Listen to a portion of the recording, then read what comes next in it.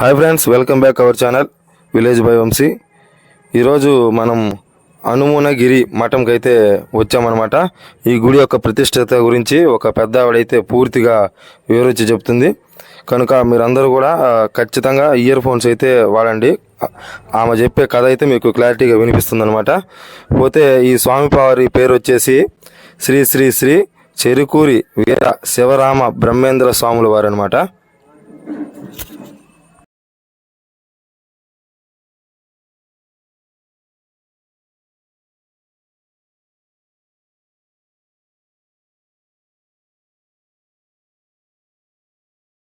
ఆ స్వామి ఎవరు, కొండకాడికి ఎందుకు వచ్చిండు అట్ట? స్వామి శివరామ స్వామి అక్కడి నుంచి వస్తున్నాడు.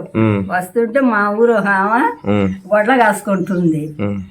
నాకు కనపడి అమ్మ కొండకు పోయే దారి ఏదని అడిగితే ఇటు పోవాలి ఆయన అది పోయే వరకు చేసి బెత్తనం ఇన్ని ఉన్నాయంట. ఆమె మళ్ళీ తిరగమని చూసే వరకు ఏమి లేదు. ఏం లేకపోయారు ఏమైంది లేదు ఆయన ఎవరైనా అక్కడ మళ్ళీ ఈ పక్క ఉంది రాయి కొండ దగ్గర.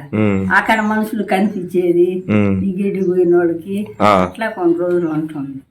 ఉన్నానికి ఆయన లోపల పోయి మలుసుకుంటున్నాడు. రాయి మలుసుకొని బాగా తర్వాత అది సమాధి కాడికి పెట్టుకున్నాడు. మా ఊరంతా చుట్టుపల్లి వాళ్ళంతా మేకలు పెట్టుకొని ఉండి ఎవరికి ఏ వేసులు ఉండాలి కొండ మీదని వాళ్ళని వీళ్ళని పిలుచుకొని పోయింది. పోయేవరకు అందరు పోయిండు. ఏది నాయన ఇక్కడికి వచ్చి నువ్వు ఎవరు అంటే ఇటు సంగతి అని చెప్పిండు. ఆయన చెప్పి మలుచుకొని నాకు తెలిసి శివరామయ్య అని నేను వేసి వచ్చిన అందరు పాలు పళ్ళు ఎత్తపోయి ఇచ్చి స్వామి పేరు శివరామయ్య. శివరామ ఆమె అక్కడ ఉండిపోయింది. అందరూ పాలు తీసుకుపోయేవాళ్ళు మంచి చెడ్డ అన్ని చేసి ఇంక అక్కడ స్నానం అయిపోయినాయి. అక్కడే నిలబడిపోయినాయి. అక్కడ నిలబడిపోయినానికి భక్తులకు మంచి చెడ్డ జరగబోయే చెప్తూ వచ్చింది. ఇంకా అందరూ ప్రవల గట్టును అందరూ పోయేది జరిగిపోయి అంతా చెప్పేవాళ్ళు. ఆయన ఈ చరిత్ర అంతా చెప్పేవాళ్ళు. చెప్తుంటే అందరూ పోయేది బ్యాడ్లు బియ్యం అన్నీ ఇచ్చి కొండ దగ్గర ఉంటారు. ఆవులు ఇచ్చేవాళ్ళు అదంతా అప్పుడు మళ్ళా ఇంకంతా అక్కడ ఇచ్చిన ఆయనకే ఆయనకు సాయం అయ్యిండు. ఆయన గురు శివరామ శాసమనేస్తాం. ఆయన గురు శాసమనేస్తాం. అయితే మరి ఇట్లా నువ్వు అక్కడ మాత్రం నిలిచి ప్రజలకు మంచి చెడు చెప్పాలా, అంత అజ్ఞానంలో ఉండరు అని చెప్పేసి వచ్చింది. ఆయన పంపించింది శివరామ సార్. ఎవరు శాసమనేస్తాం. వాళ్ళు ముందు మొట్టమొదట వాసు బాలవాసు వాళ్ళు ఇద్దరు వాసు బాలవాసు అయినప్పుడు పాల సముద్రంలో అప్పుడు అవుతూ ఒక బాణం ఇసం ఒక బాణం జల కలిసి వచ్చింది. ఎవరు ఉన్నారా అని ఆలోచించింది. కృష్ణ పరమాత్ముడు స్త్రీ వేసి చేసింది. అప్పుడు మేము ఉంటామనే వరకు జిరికిందనమాట పాల సముద్రంలో. జిరిగారు ఇసం ఒక బాణం అమృతం ఒక బాణం. ఈ రాక్షసులు అందరూ ఉన్నారు కదా, ఈ మునులందరూ పంచి పెడతా వచ్చింది. ఏది అమృతం. ఈ ఇసం మాతను ఇచ్చేవారు వాళ్ళు చచ్చిపోతాం. రాక్షసులంతా చచ్చిపోయినాక అప్పుడు కోనకొచ్చిన ఆయనకి ఇంక ఎక్కడ వెళ్ళవాళ్ళ మంచి చెడ్డని వాళ్ళు ఆలోచించుకుంటారు. వాళ్ళు ఆలోచించుకున్నాక ఇది నిజమేనా అని అన్నాడు. ఎవరు శివరామస్వామి వాసు బాలవాసు వాళ్ళు మనుషులు అయ్యింది. అప్పుడంటే విష్ణుమూర్తి ఏం చేసిండు, నేను బ్రహ్మంగారు అవుతాను, నువ్వు ఆయనకు మాత్రం కుమారుడిగా ఉండాలా అని చెప్పి చేసి నిజమేనా అన్నాడు. నిజమేనా పట్టు శాపం అన్నాడు. ఆయన శాపం అన్నాడు. ఎవరు శాసమనేస్తాను చెప్పనే వరకు అప్పుడు సరేను అని శాపం పెట్టకమంటే నీకు ఎప్పుడైనా ఆ కాయం ఆయన గర్భాన్ని పుట్టి మళ్ళీ నువ్వు ఇచ్చిన తర్వాత నీ కాయం నీ దగ్గర ఉంచుతాను ఎప్పుడు వచ్చినా అని చెప్పింది. సరే స్వామి నువ్వు చెప్పినట్టు చేస్తానని పోయింది. ఈ బ్రహ్మంగారికి దక్షిణ కుమారుడు శివరామ స్వామి అవతారం ఎత్తిండే. అక్కడి నుంచి ఇంకా ఆయన ఈ పల్లెలు అంత లెక్కలు వేసి ఇంకా అప్పుడు నాకు టైం అయిపోయిందని అక్కడ అతను వదిలేసి మళ్ళా గరిగిరెడ్డి అచ్చమ్మ గర్భానం పుట్టిండు. ఎవరు శివరామయ్య. ఆ గర్భాన్ని పుట్టిన ఆయనక ఈ కొండక కోళ్ళ అంత లెక్కలు శిల్పాలు చెక్కిండు ఆయన. ఆయన చెక్కినవి అన్ని ఇప్పుడు ఈ నుంచి దారి పొనాకపోయేటి అయ్యానా కోణలో చెక్కిండు. అంతా పూర్తి అయినాక ఆయన ఇక్కడికి వచ్చింది. చెక్కిన తర్వాత ఇటు వచ్చాడు. అప్పుడు ఓ నాయన అమ్మ అన్నం చేసుకొచ్చేది అక్కడ పెట్టేది. అద్దుబండి ఉంటుంది అక్కడ. అద్దుబండి కాడ పెట్టి రోజు వెళ్ళిపోయేదాం. వెళ్ళిపోయినాక ఒక రోజు ఇంకా రాలేదని చూసేవరకు పైన ఇంకా శిల్పాలు చెప్తున్నాడంట. అన్ని పూర్తి అయ్యింది. అమ్మ నా కొడుకు అడి నుంచి పడితే ఎట్లా అని చెప్పాను అని ఇంకా అప్పటి నుంచి ఇంకా సాధి చేసి యానాల కొండకు వచ్చేసింది. మరి మధ్యలో ఇప్పుడు ఆ కొండ కాడి నుంచి ఆ భైరవ కోణకి దారి ఉంది అంటుండ్రు, నిజమేనా? ఉందా? ఏం చూసినా అక్కడి నుంచి అక్కడికి ఉంది. అక్కడ కూడా చిన్న ఇట్లా పోయి ఉంటుంది, ఇట్లా ఉంటది. ఆ నుంచి మళ్ళీ ఇక్కడి నుంచి ఇక్కడికి ఉంటుంది. వాళ్ళ సముద్రానికి పాండ్లోకి కూడా ఉంది. అంటే అందరికి తెలియదు. ఆయన భక్తులకు వాళ్ళకు తెలుస్తుంది కానీ అందరికీ తెలియదు. కాబట్టి మనం చెప్తే వాళ్ళకి ఇచ్చేవాడు. అంతేగా, తెలియదు కదా అందరికి. అప్పుడు ఈ అనంగొండకును కోళ్ళకి ఉంది. ఆయన పోయేవాడు ఇచ్చేవాడు కదా అని తెలిసిపోయింది. ఇంక ఊరు జనం అంతా ప్రభలు కట్టేది, అని పూజలు చేసేది, అవన్నీ చేస్తే తిరణాలు చేస్తామండు. చేస్తున్న తర్వాత ఇంకా ఆయన శేషమణి స్వామి విగ్రహాలు అక్కడ పెట్టి ఉండే. మళ్ళా దుర్గమ్మ పూజ చేయాలి కదా ముందు వారు. అక్కడ శ్రీ దుర్గమ్మ అని పెట్టిండ్రు. అన్ని దేవుళ్ళు అక్కడ నిలబెట్టిండు. ఆయనే నిలబెట్టి నేను ఇచ్చి పూజలు చేస్తా తిరుగుతా ఉన్నారయ్యా. లాస్ట్ ఆయన జీవ సమాధి అయిందా?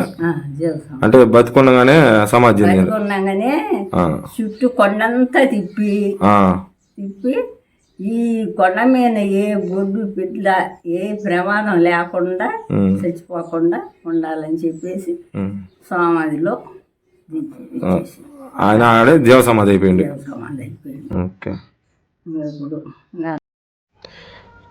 ఫ్రెండ్స్, ఇప్పుడు వచ్చేసి ఇప్పుడు కనిపిస్తున్నటువంటి పాదాలు అయితే ఇది వరకు రోజుల్లో మునులు ఋషులు అందరూ ఇక్కడైతే వచ్చి ధ్యానాలు చేసుకునే వాళ్ళు అనమాట.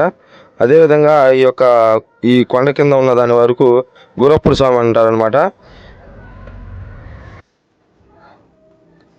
ఫ్రెండ్స్, అదేవిధంగా ఇప్పుడు వచ్చేసి ఈ రూమ్ ఉంది కదా, ఈ రూమ్ అయితే ఓన్లీ ఏదైనా వంట సామాన్లు అలాంటి దాచిపెట్టుకునే వరకే అనమాట రూము. దాంట్లో ఏం లేదనమాట. ప్రజెంట్ అయితే ఆ రూమ్కి తాళం వేసింది. అదేవిధంగా ఈ గర్భగుడిలోకి వచ్చామన్నమాట. ఈ గర్భగుడిలో అయితే మొత్తం తాళాలు వేసేసారు. ఆ స్వామివారి 12 తర్వాత అయితేనే నైవేద్యం పెట్టేటప్పుడు మాత్రమే తీస్తామని చెప్పారు. తాళాలు అయితే తీయమన్నారు అనమాట. నేనైతే సెల్ఫీ స్టిక్ పెట్టి ఈ వీడియో అయితే తీసానమాట. అదేవిధంగా ఈ ఫస్ట్ ద్వారంలో అయితే శివాలయం అనమాట, శివలింగం ఉంది అయితే ఉందనమాట.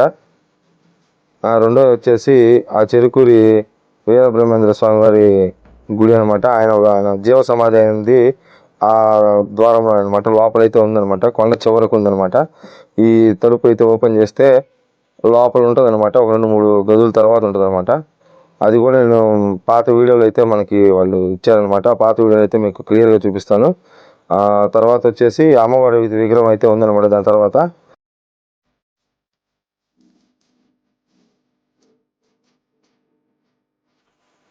అదేవిధంగా ఇప్పుడు మనం చూస్తున్నటువంటిది ఈ మొత్తానికి అధిపతి అయినటువంటి శ్రీ బాలవాసు మహర్షి అనమాట.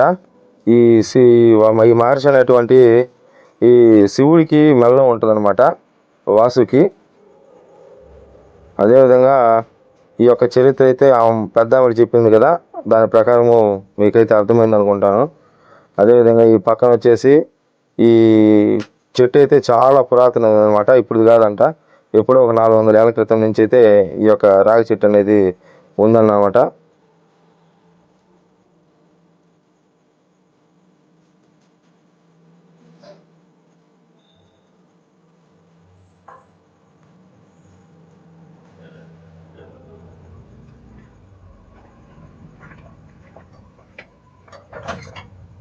అదేవిధంగా ఇక్కడైతే ఒక చిన్న ఈ బావి అయితే ఉందన్నమాట, పురాతనది. అప్పట్లో స్వామివారు తాగాలనుకున్నప్పుడు ఇక్కడైతే తవ్వి ఆ సొంత చేతులతో ఆయనే ఈ యొక్క బావిని దువ్వారనమాట.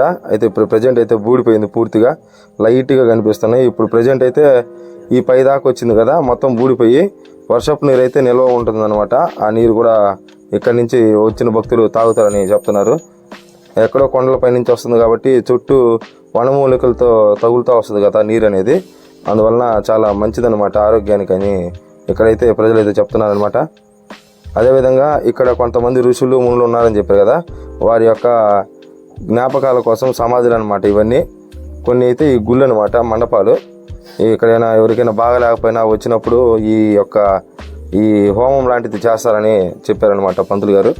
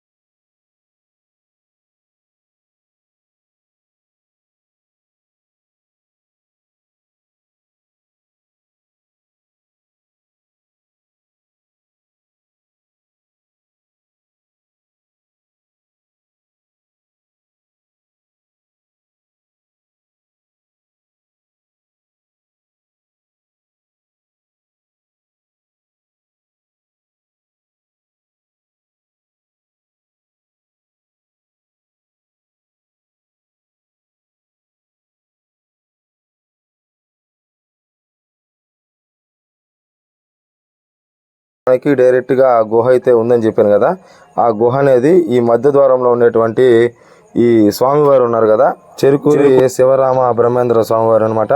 ఇదే అనమాట ఆ గర్భగుడి. ఇది పాత వీడియో అనమాట. ఈ గర్భగుడి నుంచి లోపలికి పోతే కనిపిస్తుంది కదా, ఆ లోపల ఉండే స్వామివారి వెనకాలైతే గుహ ఉందనమాట.